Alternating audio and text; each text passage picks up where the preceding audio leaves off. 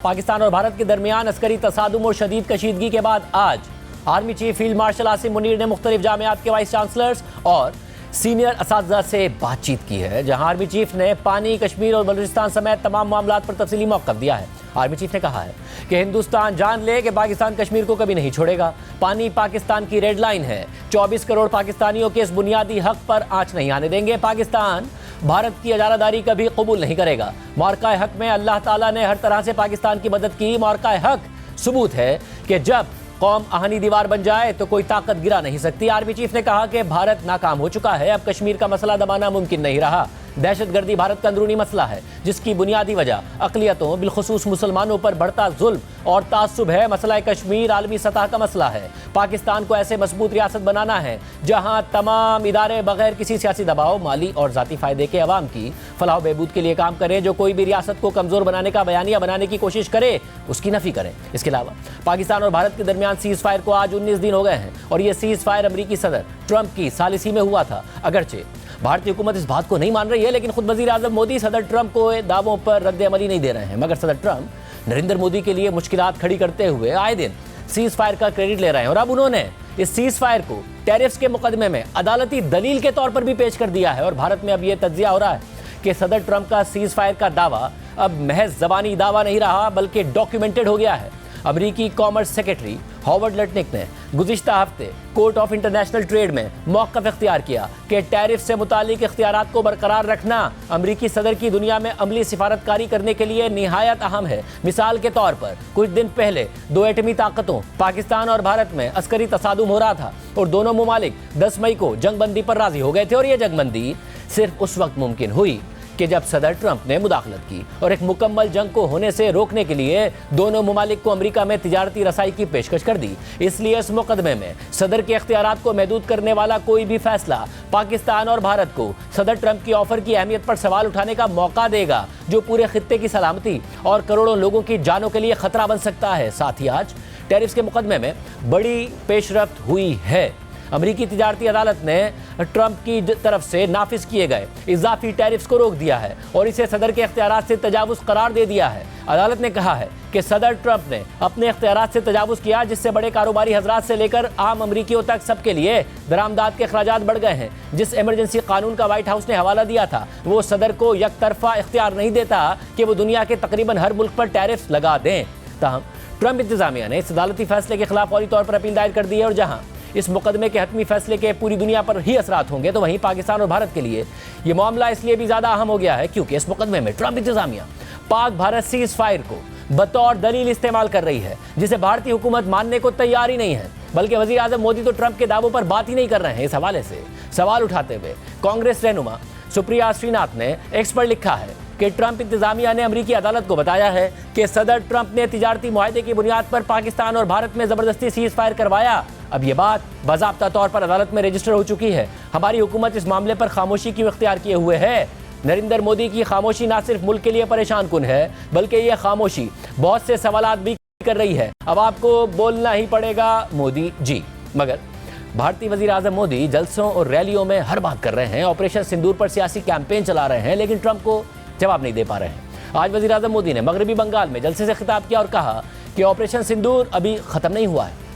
Bengal tiger की इस धरती से 140 करोड़ भारतीयों का ऐलान है, ऑपरेशन सिंदूर अभी खत्म नहीं हुआ है।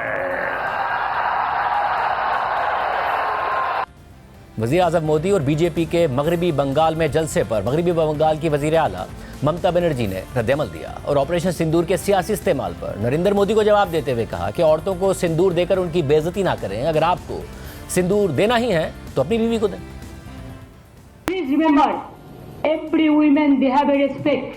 They take sindoor from their husband, but PM Modi is saying just like you are not the husband of everybody. Why you are not giving sindoor to your Mrs. first? Sorry to say, I should not go into all this matter, but you compel us.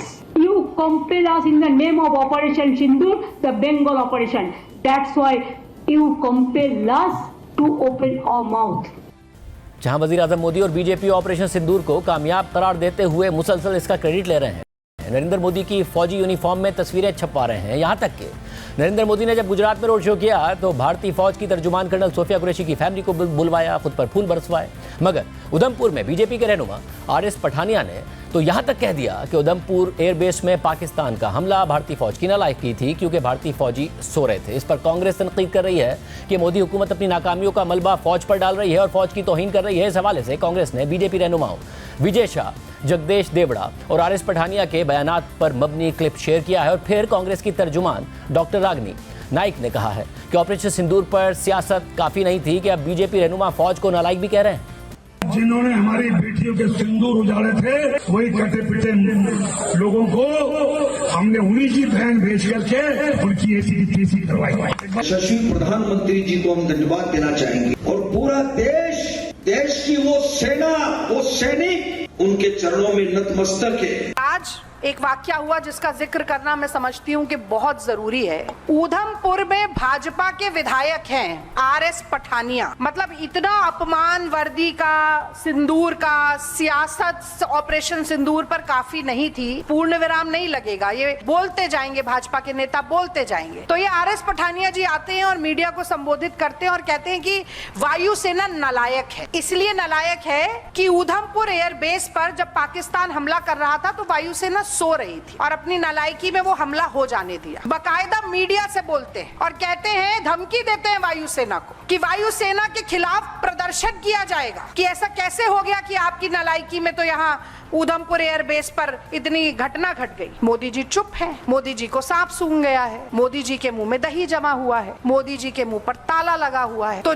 अगर सेना के नाम पर vote बटोरना है तो वो पुलवामा हो या पहलगांव, शहीदों के नाम पर वोट मांगे जाएंगे, सियासत होगी, चेहरे चमकाए जाएंगे, पूजा की जाएगी सेना की। और जब नहीं जरूरत है तो ठेंगे पे रखा जाएगा, अपमान किया जाएगा। और वो देवड़ा जी को नहीं भूल सकते, उन्होंने तो कह दिया पूरा देश, पूरी सेना मोदी जी के चरणों में नतमस्तक है। मोदी जी तो और खुश हो गए होंगे। चलो ठीक है, अभी कुछ नहीं बोलूंगा, 2-4 लोग और ऐसे ही मेरे बारे में बोले। और मैं कहना चाहती हूँ कि भारतीय जनता पार्टी और संघ के कार्यकर्ता मोदी जी के नुमाइंदे जब आपके घर में आए वो मोदी जी की फोटो लगा हुआ सिंदूर देने के लिए, तो आप जरूर पूछिएगा उनसे कि किसकी चूक के कारण पहलगांव में इतनी महिलाओं की मांग सुनी हुई, कौन व्यक्ति है वो, उसका नाम उजागर क्यों नहीं हुआ, उसका इस्तीफा अभी तक क्यों नहीं लिया गया, पहले ये बताइए मोदी जी। सेना की वर्दी और मांग के सिंदूर का इस्तेमाल सियासी फायदे के लिए आप क्यों कर रहे हैं मोदी जी? मेरी बहनों, ये सवाल जरूर पूछना। मुझे नहीं लगता है कि इस सवाल का जवाब मिलेगा,